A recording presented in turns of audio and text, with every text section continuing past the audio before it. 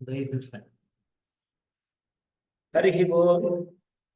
ಇವತ್ತು ನಮ್ಮ ಜೊತೆ ಶ್ರೀಯುತ ಭೈರಪ್ಪನವರಿದ್ದಾರೆ. ಶ್ರೀಯುತ ಭೈರಪ್ಪನವರು ಸಂಸ್ಕೃತ ಉಪನ್ಯಾಸಕರು, ಜೊತೆಗೆ ಕಳೆದ 8-10 ವರ್ಷಗಳಿಂದ ವೇದ ಭಾರತೀಯ ಸಕ್ರಿಯ ಕಾರ್ಯಕರ್ತರು. ಅವ್ರನ್ನ ಪ್ರಾರ್ಥನೆ ಮಾಡ್ತೀನಿ, ಜನರಿಗೆ ನಮ್ಮ ಕೆಲಸ ಅರ್ಥ ಆಗಬೇಕು. ಹಾಗಾಗಿ ವೇದ ಭಾರತೀಯ ಉದ್ದೇಶ, ಎಲ್ಲರಿಗಾಗಿ ವೇದ ಅನ್ನೋ ನಮ್ಮ ಉದ್ದೇಶ ಏನಿದೆ ಆ ಬಗ್ಗೆ ಒಂದಷ್ಟು ವಿವರಣೆ, ಹಾಗೂ ನಿತ್ಯ ನಾವು ಮಾಡ್ತಿರುವಂತಹ ಅಗ್ನಿಹೋತ್ರದ ಲಾಭದ ಬಗ್ಗೆ, ಹಾಗೂ ಜನರಿಗೆ ಇದು ಯಾತಕ್ಕೆ ಬೇಕು ಅನ್ನೋ ಬಗ್ಗೆ ದಯಮಾಡಿ ಹೇಳಬೇಕು ಅಂತ ಒಂದಷ್ಟು ವಿಚಾರ ತಿಳಿಸ್ಕೊಡ್ಬೇಕು ಅಂತ ಪ್ರಾರ್ಥನೆ ಮಾಡ್ತೀನಿ.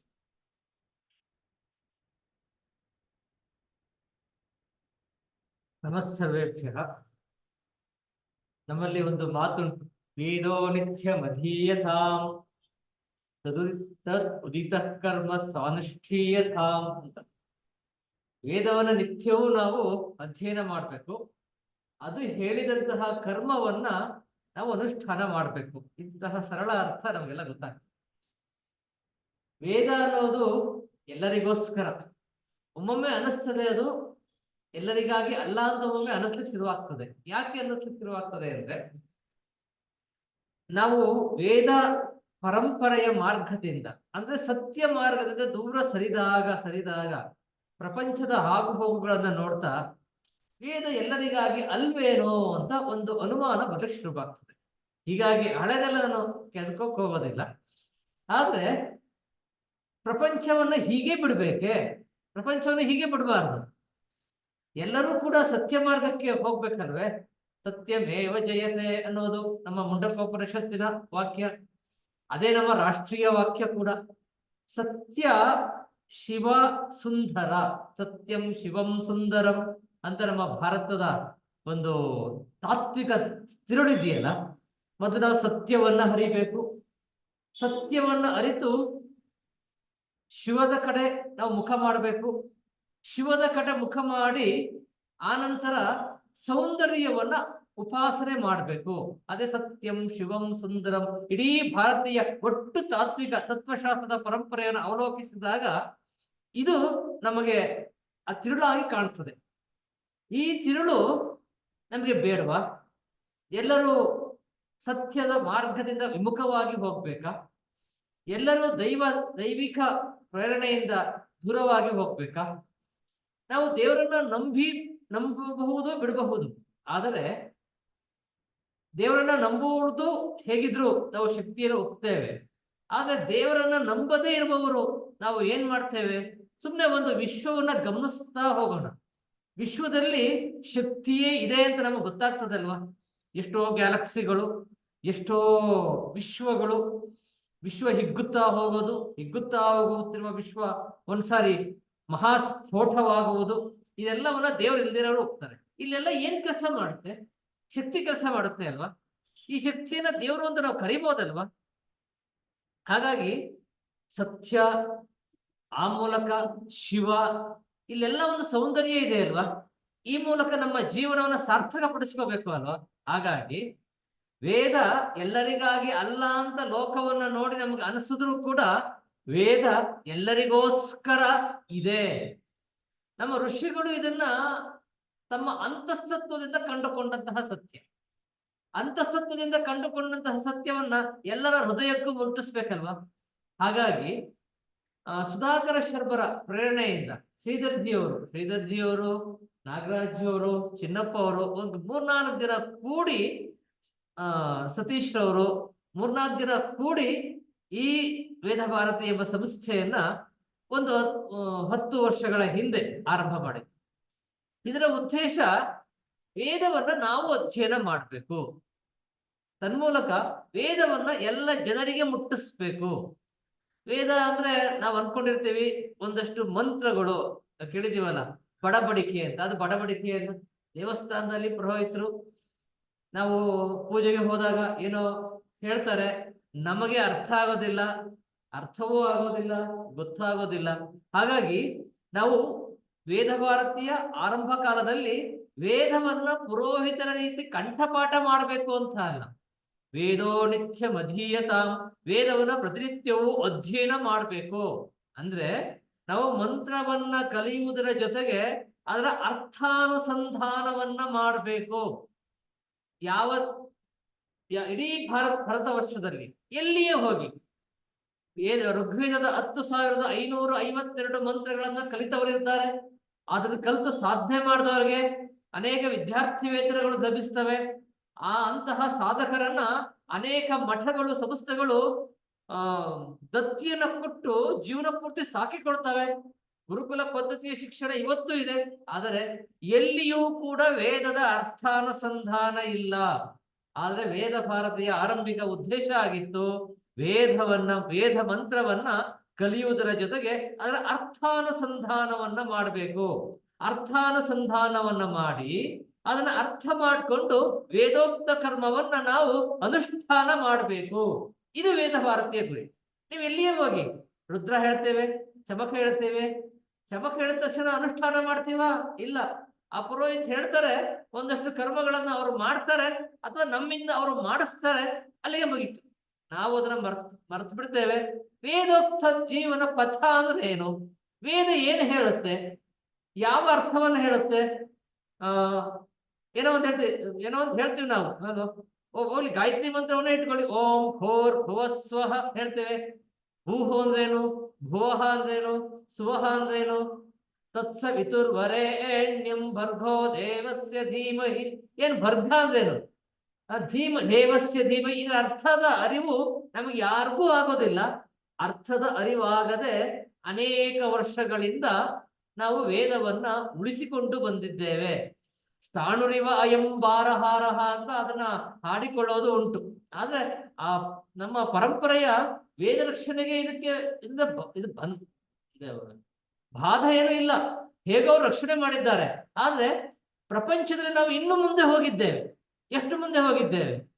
ಅನೇಕ ಜ್ಯೋತಿರ್ವರ್ಷಗಳ ದೂರ ಇರುವಂತಹ ಗ್ಯಾಲಕ್ಸಿಗಳ ಅಧ್ಯಯನಕ್ಕೆ ತೊಡಗಿದ್ದೇವೆ.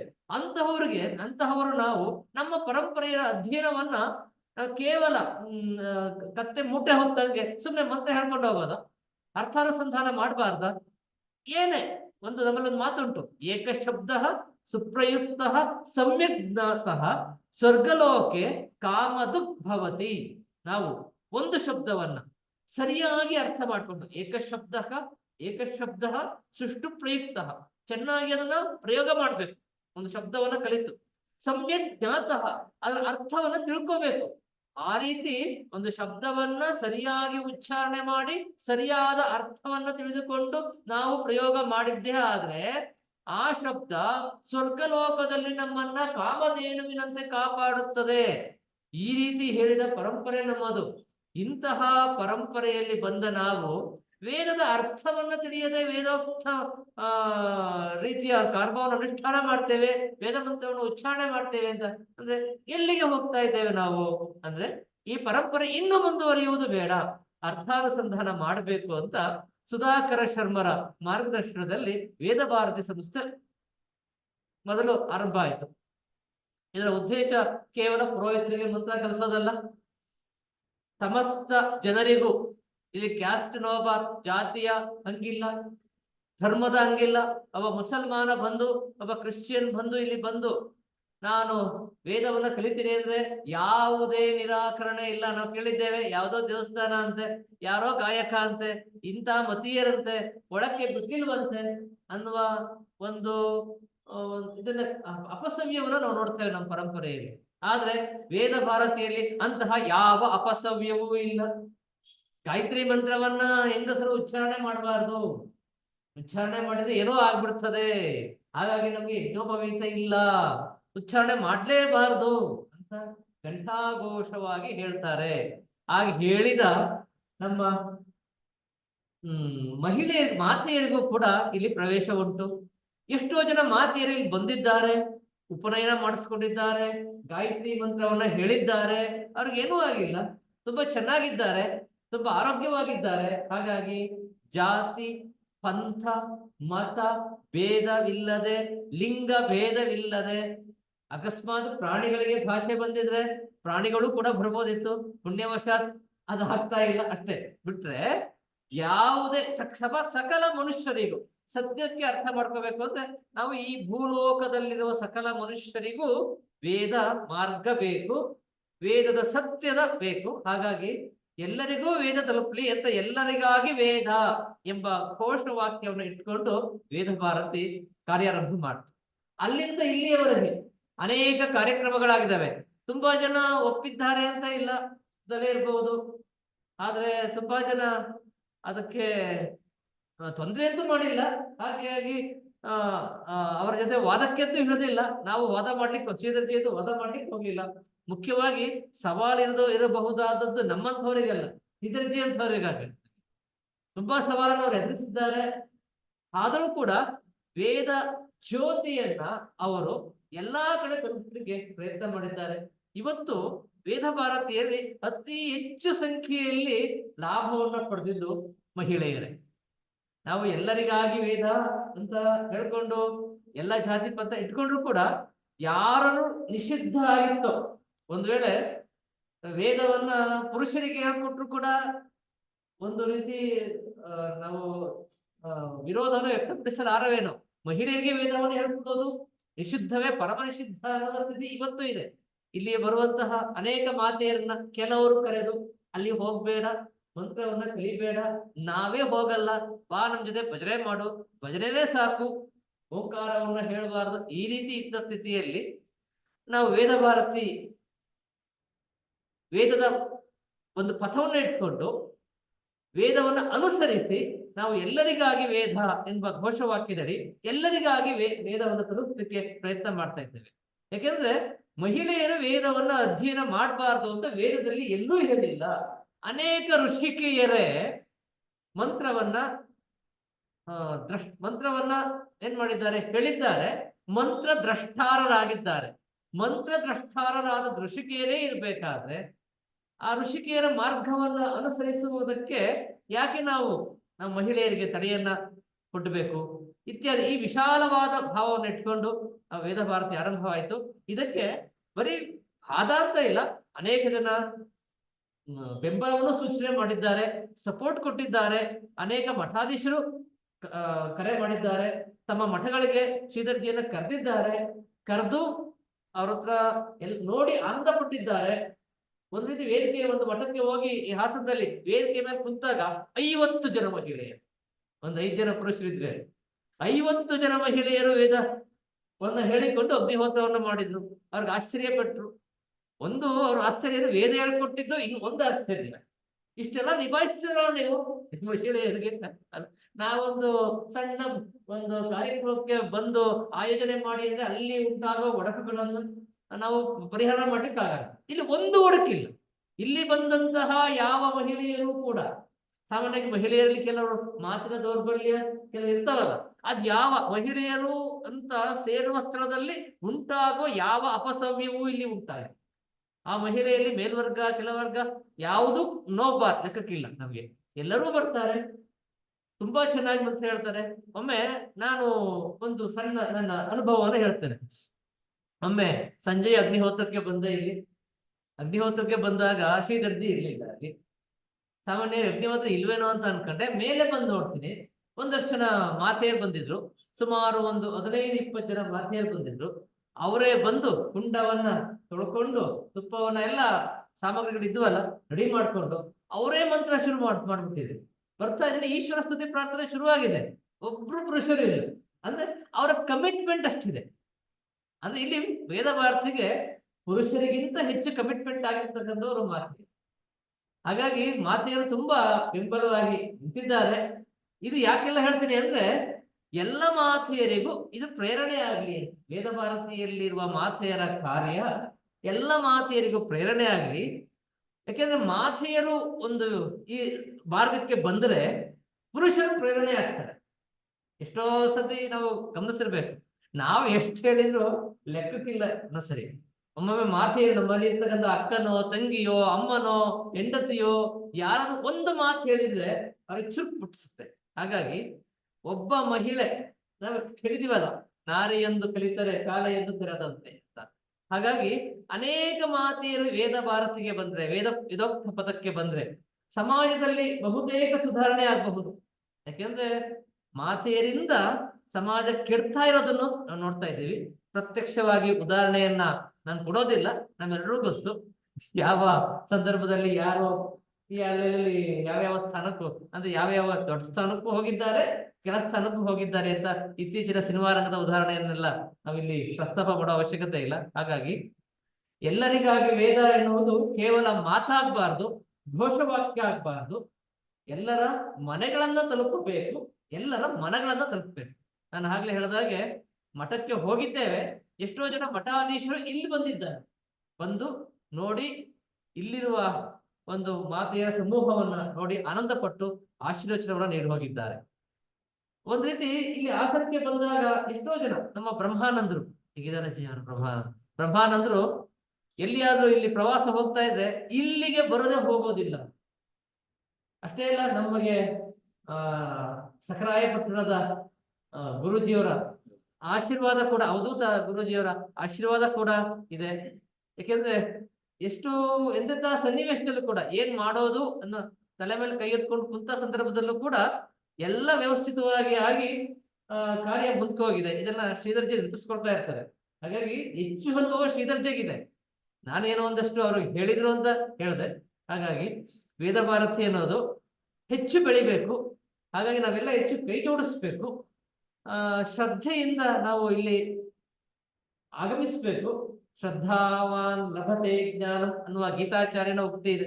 ಶ್ರದ್ಧೆ ಒಂದಿದ್ರೆ ನಮ್ಮನ್ನ ಯಾವ ದೇವರು ಕೈ ಬಿಡೋದಿಲ್ಲ.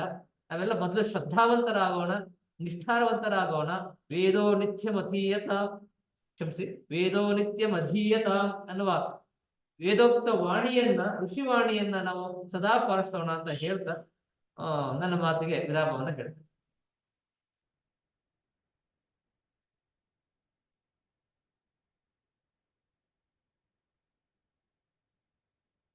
ಧನ್ಯವಾದಗಳು ಭೈರಪ್ಪನವರೇ. ಇಲ್ಲಿವರೆಗೆ ಶ್ರೀಯುತ ಭೈರಪ್ಪನವರಿಂದ ಅವರ ಮನದಾಳದ ಮಾತುಗಳನ್ನ ಕೇಳಿದ್ದೀರಿ. ಭೈರಪ್ಪನವರು ನೇರವಾದ ಮಾತಾಡುವಂಥ ವ್ಯಕ್ತಿ, ಹಿಂದೆ ಮುಂದೆ ಯಾವುದಕ್ಕೆ ಯೋಚನೆ ಮಾಡ್ಲಿಕ್ಕೆ ಹೋಗೋದಿದ್ದಾರೆ.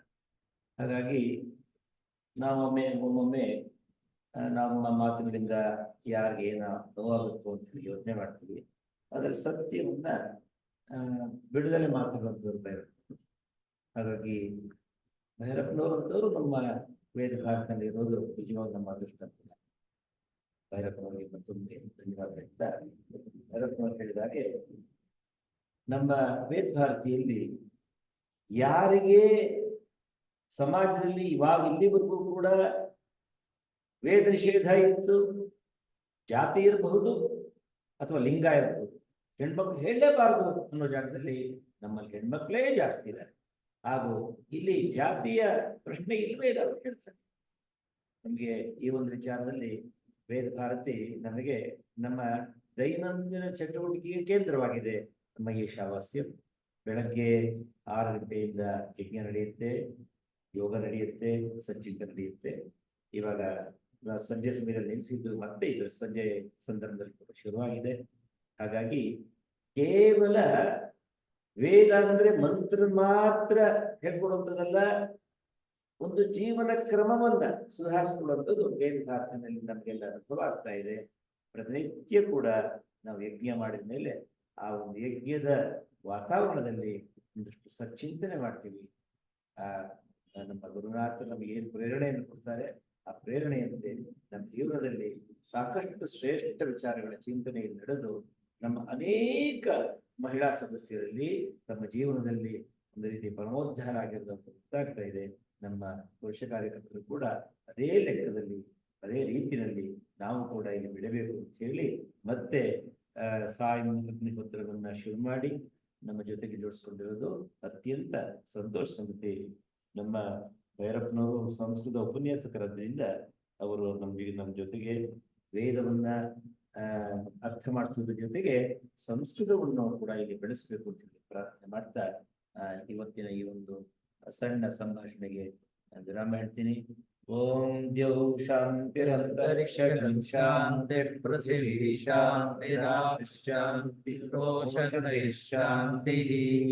वनस्पतयः शान्तिर्विश्वे देवाः शान्तिर्ब्रह्म शान्तिः सर्वं शान्तिः शान्तिरेव शान्तिः सा शान्तिरेधि ॐ शान्तिः शान्तिः शान्तिः हरिः ॐ श्री गुरुभ्यो नमः हरिः ॐ ಎಲ್ಲರಿಗೂ ಒಳ್ಳೆಯದಾಗಲಿ.